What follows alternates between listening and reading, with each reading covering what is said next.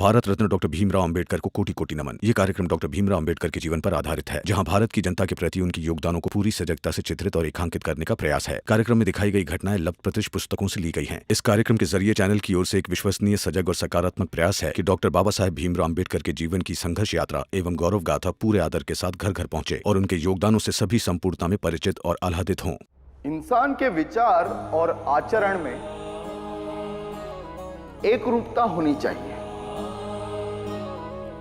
यही एकरूपता इंसान को अच्छा और भरोसेमंद इंसान बनाती है। यदि विचार अच्छे हो और आचरण में दोष हो तो यही दोष इंसान को अविश्वसनीय और बुरा बना देता है। ध्रुव आ गया? हाँ बाबा। बेटा काम हो गया? एकदम अच्छे से हो गया बाबा। शाबाश। लेकिन उसने तेरा चेहरा तो नहीं देखा ना? नहीं बाबा, मैं ना चुपके से गया और धक्का दे दिया। बहुत अच्छा है। अरे रुक रुक रुक रुक, तूने उसे छुआ है ना, इसलिए किसी चीज को नहीं छूना, ठीक है? पहले पानी में गंगा जल डाल के स्नान कर ले, उसके बाद तुझे लड्डू खिलाऊंगा। ठीक है बाबा।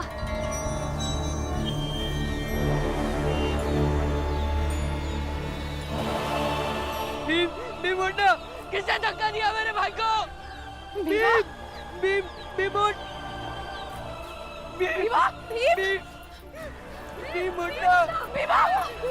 क्या हुआ? कैसे हुआ? पता नहीं आई। अरे कोई बताओ। आई मैं इनके पास लेके चलो। उठो, हटो हटो, पकड़ो पकड़ो, आराम से उसे लग ना।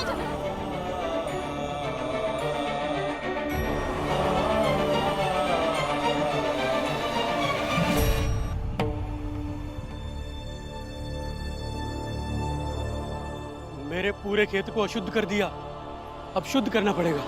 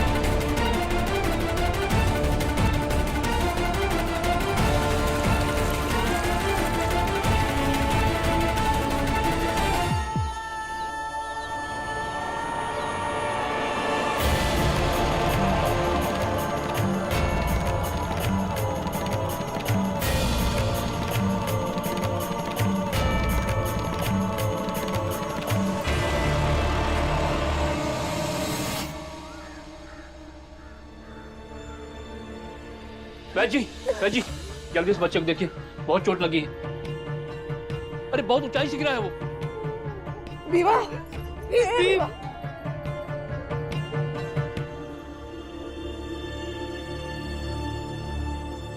दूर दूर, पीछे हटो, पीछे हटो। इधर मत लाना, सब अशुद्ध हो जाएगा। वैद जी, ये सब करने का समय नहीं है, जल्दी से देख के दवा दीजिए। देखिए देखिए कितना खून बह रहा है। देखते हैं मास्टर जी, देखते हैं।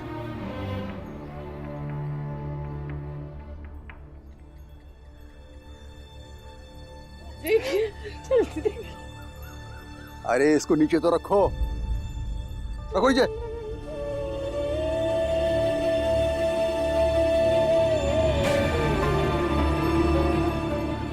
ऊपर से गिरा है, अरे अंदरूनी चोट हो सकती है।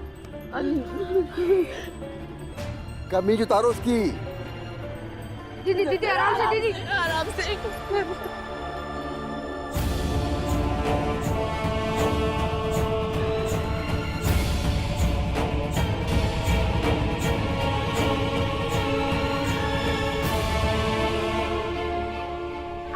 आनंद, हाँ बैजी ने लेप लगाने के लिए कहा है ना, वो नहर के पास वाली जंगल से इमली और अरंडी के पत्ते लेके आना। हाँ अभी जा लेके आता जल्दी। हूँ। हाँ ठीक से जाना बेटा। हाँ आइए आराम से। भीमा ठीक हो जाएगा।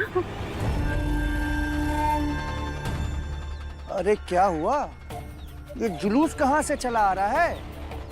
लगता है इसके बेटे ने फिर कोई कांड किया है। इतनी चोट लग गई है इससे, इधर सुला दो जल्दी। हाँ दीदी, आ जाओ आराम से। हाँ बस आजा आजा, संभाल के बाला। हाँ हाँ भीमा, हाँ ठीक हो जाएगा बेटा। हाँ वैद्य जी ने कहा है ना, हाँ हाँ बेटा थोड़ी देर दर्द होगा लेकिन बाद में ठीक हो जाएगा, आराम मिल जाएगा। लेकिन नहीं, सच में बहुत दुख रहा है। भीम बेटा थोड़ा बर्दाश्त कर ले, वही जी की दवा का असर होगा ना, वैसे ही ठीक हो जाएगा। लेकिन भीम तेरी स्कूल तो उधर है ना, तो तू डाक खाने के पास कैसे पहुंच गया?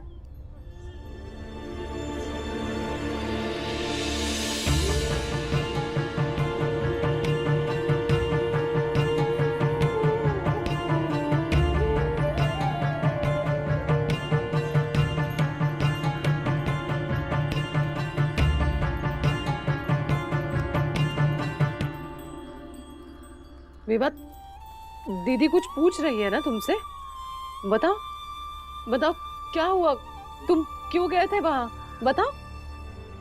आई हाँ? मैं ऐसे ही घूम रहा था, हाँ? कोई अचानक से पीछे आया हाँ? और जोर से धक्का दे दिया। धक्का? नहीं, ये वहाँ डाकखाने में चिट्ठी डालने गया था।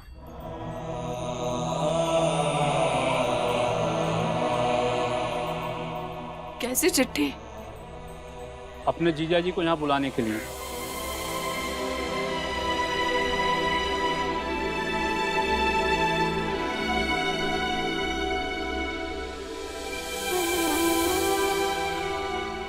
आई जीजा जी नहीं आएंगे तो गंगा दीदी के बारे में कैसे बात होगी?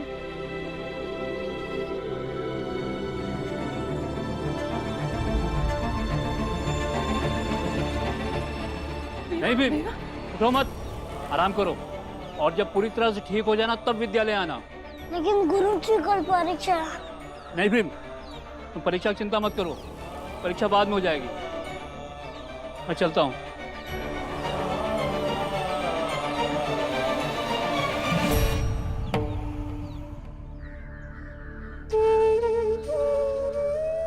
आई मुझे परीक्षा देनी है और जो भी उसमें प्रथम आएगा उसको अंग्रेजी सरकार भोज देगी और उनके आई बाबा को सम्मानित किया जाएगा। तू चुप बैठा भी, दर्द से हाथ पैर नहीं हिलाए जा रहा है तुमसे, और परीक्षा देने जाओगे विद्यालय? कुछ नहीं चाहिए भोज और सम्मान। विवाह आराम कर ले बेटा, ठीक हो जा पहले।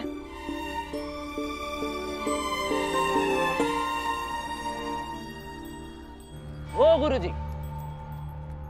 एक बात हमारी समझ में नहीं आई, अगर इतना ही ख्याल है तो चौखट पार करके अंदर क्यों नहीं गए?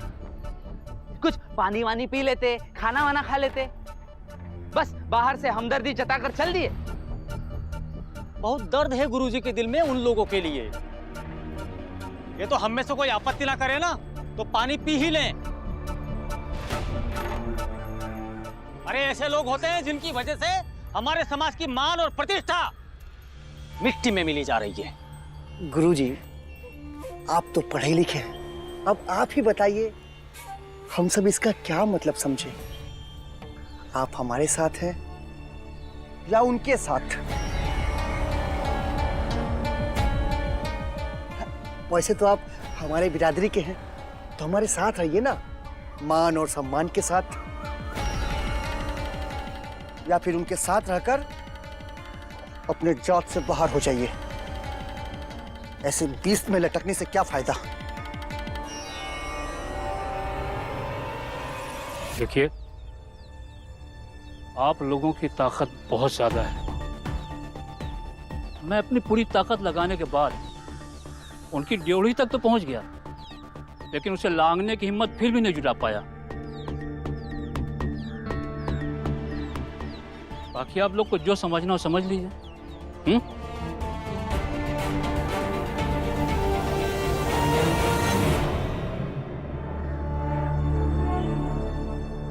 जिस दिन ये बीच में खींची हुई लकीर किसी ने मिटा दी ना, बहुत तकलीफ होगी।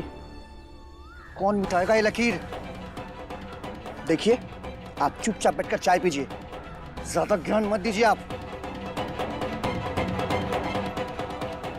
बहुत है लकीर मिटाने वाले। आई कल परीक्षा है। बैठ अभी तू। भीमा,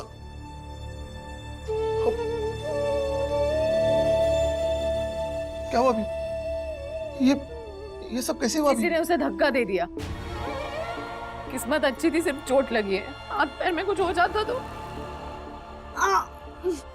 भीम बेटा, तुझे किसने धक्का दिया? बाबा पता नहीं, कोई अचानक से पीछे आया और जोर से धक्का दे दिया और मैं उसका चेहरा भी नहीं देख पाया।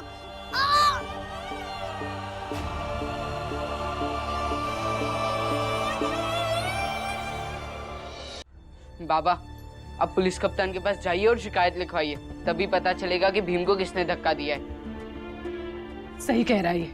आज किसी ने मेरे बच्चे को धक्का दे दिया, कल कोई जान ले लेगा इसकी, तो क्या कर लेंगे हम? क्या सही कह रहा है? वो पुलिस कप्तान यहाँ पर आकर हमेशा खड़ा रहने वाला है? रहना तो वो इन लोगों के बीच में ही है ना। लेकिन दीदी, रहने के लिए जीना पड़ता है ना। कभी कोई आके बाला को बरगलाता है, कभी भीमा को धक्का दे देता है। पता नहीं इन सब लोगों से हमारी क्या दुश्मनी है। दुश्मनी तो है ना भीमा भाई, हमारे जात के हर इंसान से दुश्मनी है। दुश्मनी हमारे अस्तित्व से है, दुश्मनी हमारी खुशियों से है, हमारी आवाज से, हमारी तरक्की से है। और यह दुश्मनी सदियों से चलती आ रही है और उसके आगे भी चलती रहेगी। उन्हें सिर्फ हमारी खामोशी पसंद है और हमें बस उनके सामने बोलना सीखना है। इतने का संघर्ष। इस पूरे संघर्ष का जिम्मा मेरे बच्चों ने नहीं उठा के रखा है। भीम बेटा, बहुत दर्द हो रहा है। बाबा बहुत दर्द कर रहा है, ठीक कर दो ना। और ऊपर से कल परीक्षा भी। बाबा के हाथ में कोई जादू है जो ठीक कर देंगे? भैया इसे समझाओ ना, कब से कल परीक्षा है की रट लगाए रखा है, चुपचाप इधर लेटा है। ये परीक्षा कुछ नहीं देनी, या ऐसी परीक्षा जिंदगी में आती रहेगी। अभी जरूरी है तुम्हारा ठीक होना, इसलिए अपने आप पर ध्यान दो और आराम करो। लेकिन बाबा, मुंह चलाओगे तो दर्द ठीक नहीं होगा, समझे? आराम करो।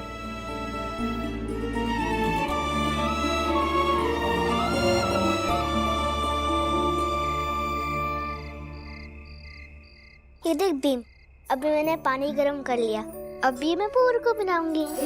और ये हाथी को। अरे हाथी को तो सुननी नहीं है, तो कैसे पीगा? मंजुला, तुलसा, जाओ ये सब बाहर रख के यहाँ को खाना खाने दो।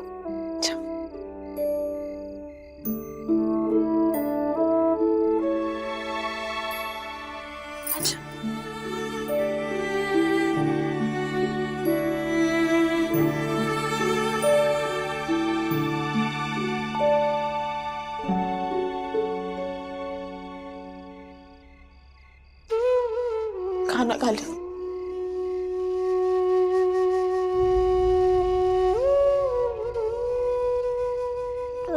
दीदी मुझे अच्छी नहीं लगती। बातें मत बना, चुपचाप खाना खा।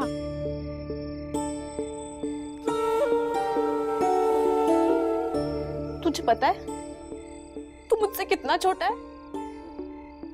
मेरे बच्चे तेरी उम्र के हैं, लेकिन मेरा छोटा भाई नहीं, बड़ा भाई लगता है तू। कहाँ से आती है इतनी बुद्धि तुझ में? मेरी बड़ी दीदी को दुखी देखे शायद मेरी छोटी बुद्धि बड़ी हो जाती होगी। बस मैं आपको खुश रखना चाहता हूँ, और जीजा जी जब आएंगे तो उन्हें भी यही कहूँगा कि मेरी दीदी को खुश रखें। रो मत दीदी। आप रुलाएगा तो रोगी नहीं क्या?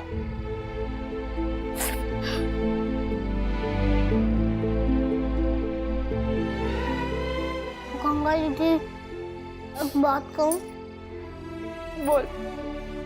वो जो काकी थे ना, उनके कंबल को सबने भिगो दिया। आप उन्हें दूसरा कंबल दे दीजिए ना, उन्हें ठंड लग रही होगी। भीम, वो समाज वाले रोज उनका कंबल भिगो देंगे तो हम रोज नया कंबल कहाँ से लाएंगे? पता नहीं है दीदी, मगर आज दे दीजिए। लेकिन भीम, दे दीजिए ना। ठीक, दे आऊंगी। पहले तू खाना खत्म कर। ये ले। बस पेट भर गया, थोड़ा सा खा ले बच्चे। बाद में खा लूंगा। चल ठीक है। दीदी, हाँ? किताब दे दो ना। भीम, आराम कर तू। किताब का क्या करेगा? आराम करते करते पढ़ लूंगा। लेकिन भीम, दे दो ना। रुक, लेकर आती हूँ।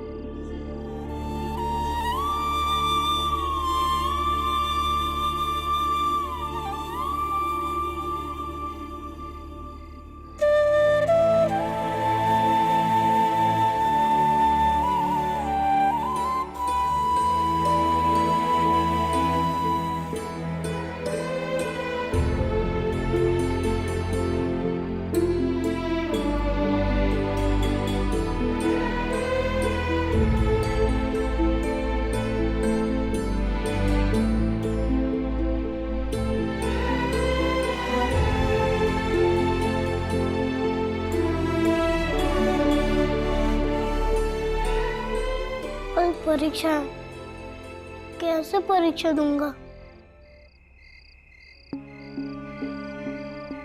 समाज वालों ने तुम्हें भिगो दिया और तुम भीगते रह गए। रात होने तक सूख जाना था ना। एक बेसहारा औरत का तुम सहारा नहीं बन पाए।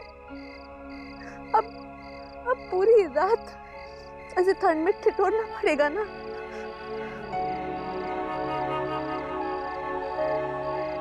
ठंड से क्यों ठिठुर रही है आप? ये लीजिए कंबल। भीम ने मुझसे कहा कि मैं आपको दूसरा कंबल दे दूं। भीम कहाँ है? किसी ने उसे धक्का दे दिया है। बहुत चोट आई है उसे, ठीक से चल भी नहीं पा रहा है।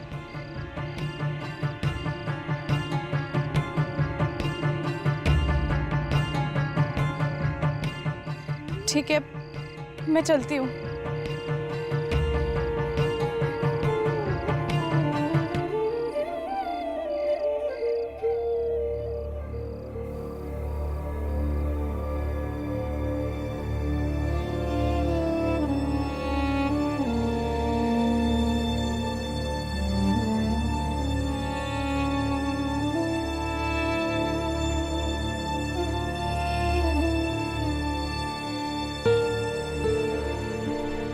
पापा, आप ये तो कहते हो ना कि इंसान चाहे तो कुछ भी कर सकता है, तो क्या मैं चाह के भी कल की परीक्षा में भाग नहीं ले सकता?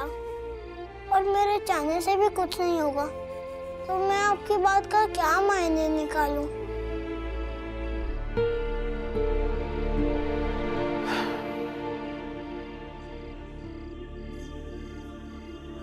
यही कि कई बार परिस्थितियां कठिन हो जाती है। प्रकृति के संतुलन के लिए ये जरूरी भी है। इसलिए थोड़ा सा बुरा लग रहा है, और सच बात यह है कि कल की परीक्षा में तुम भाग नहीं ले पाओगे। इस बार अंग्रेजी हुकूमत ने एक नया प्रयोग किया है। प्रत्येक विद्यालय से टॉप करने वाले एक छात्र को आमंत्रित किया जाएगा रात्रि भोज दी जाएगी, साथ ही साथ उनके माता पिता को भी सम्मानित किया जाएगा। आप लोगों को उस परीक्षा में भाग लेना होगा।